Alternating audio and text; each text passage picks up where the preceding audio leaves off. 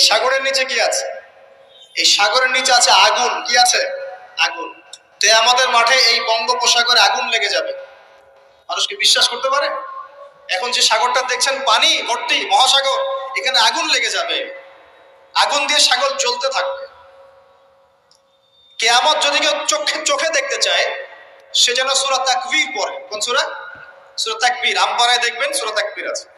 ইযা শামসু কুবিরাত ওয়া ইযা নুজুমু কাদারাত ওয়া ইযা জিবালু সুজিরাত ওয়া ইযা ইশারু উতিলাত ওয়া ইযা উহুশু হুশিরাত ওয়া ইযা বিহারু। এই যে একটা বিষয়। তো প্রিয় ভাইরা, সাগর নিয়ে দুটো কথা বলেই দেই। সেটা হলো আল্লাহ পাকের সমস্ত সৃষ্টি আল্লাহ পাকের তাসবিহ পাঠ করে। এমনকি এই সাগরও আল্লাহর তাসবিহ পাঠ করে। এবং প্রতিটা সৃষ্টি পরকালে সাক্ষী হয়ে থাকবে। ওই সাগরের কিনারে দাঁড়িয়ে যারা ন্যাংটা হয়ে নগ্ন হয়ে দাঁড়িয়ে আছে, গোসল করছে, সাগর তাদের বিরুদ্ধে সাক্ষী দিবে। ওখানে দাঁড়িয়ে যারা গাঁজা খাচ্ছে, ফেন্সিডিল খাচ্ছে, ইয়াবা খাচ্ছে, সমকামিতা করছে, গান বাজনা করছে, সাগর ওদের বিরুদ্ধে সাক্ষী দিবে। এই যে আজকে যেখানে বসে আমরা ওয়াজ মাহফিল করেছি, দিনের কথা বলেছি, এই মাটি কালকে আমাদের সাক্ষী দিবে এখানে ভালো কিছু হয়েছে। গোপনে যেখানে জিনা করেছেন পতিতালয়ে, সেই পতিতালয়ের মাটি আপনার বিরুদ্ধে সাক্ষী দিবে। আল্লাহ পাকের প্রত্যেকটা সৃষ্টি আল্লাহর কাছে সাক্ষী প্রদান করবে আমাদের বিরুদ্ধে অথবা পক্ষে। আল্লাহ আমাদেরকে বোঝার তৌফিক দান করুন। সাগর থেকে শেখার অনেক কিছু আছে। সে নীরবে আল্লাহ পাকের হুকুম পালন করে যায়। কখনো কি সে হুকুম পালন করতে থেমে যায়? আসমানের পাখির দিকে হেদায়েত আছে, তারা আল্লাহ পাকের তাসবিহ পাঠ করে। গাছপালা আল্লাহর তাসবিহ পাঠ করে। আসমান, জমিন, চন্দ্র, সূর্য যা আছে, আল্লাহ পাকের সমস্ত সৃষ্টি আল্লাহর তাসবিহ পাঠ করে। আল্লাহ পাকের দুইটা নাফরমান সৃষ্টি আছে, একটা হলো মানুষ আর একটা হলো জিন জাতি।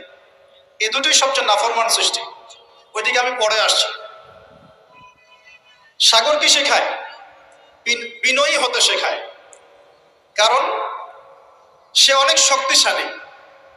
সে অনেক শক্তিশালী এবং প্রচুর সম্পদে ভরা।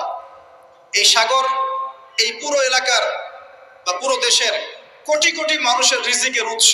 এই সাগর, তার ভিতরে আল্লাহ রিজিক আছে, সম্পদ আছে। অনেক সম্পদে পরিপূর্ণ থাকার পরেও সাগর খুব শান্ত, তার মধ্যে খুব উদ্ধত অহংকারী আচরণ দেখা যায়। ঠিক আল্লাহর জ্ঞানী মানুষরা সমুদ্রের মতো হয়, তাদের ভিতরে অনেক জ্ঞান থাকে, কিন্তু তারপরেও তারা শান্ত থাকে, বিনয়ী থাকে।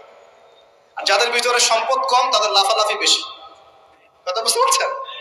সাগর এত শক্তিশালী হওয়া সত্ত্বেও আপনি তার সামনে গিয়ে দাঁড়ালে সে আপনার পা ধুয়ে দেয়। আল্লাহর বিনয়ী মানুষরা এমনই হয়। অনেক শক্তিশালী হওয়া সত্ত্বেও, সম্পদশালী হওয়া সত্ত্বেও তারা আপনার পা ধুয়ে দিবে। অনেক শেখার আছে, অনেক কিছু। সাগর সম্পর্কে অনেক আয়াত আছে কোরআনে।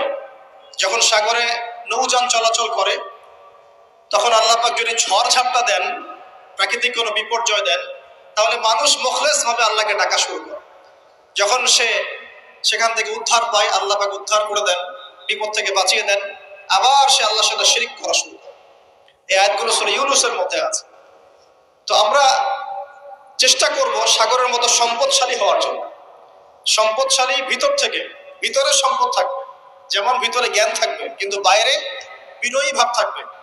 সাগরের মতো পা ধুয়ে দেওয়ার মানসিকতা থাকতে হবে। এবং যখন সে আল্লাহর হুকুমে গর্জন প্রদান করা শুরু করে, তখন কিন্তু সামন পিছন সব ভাসিয়ে নিয়ে চলে। তাই নরমালি শান্ত থাকতে হবে। যখন আল্লাহর হুকুম আসবে, তখন ঝাঁপিয়েও পড়তে হবে। কথা কি বুঝতে পারছেন? সমুদ্রের মতো অনেক কিছু শেখার আছে। এগুলো শিখতে হলে আগে দৃষ্টিভঙ্গি চেঞ্জ করতে হবে। সাধারণ মানুষের মতো সব দেখলে হবে না, আপনাকে খিদর আলাইহিস সালামের মতো দেখতে হবে।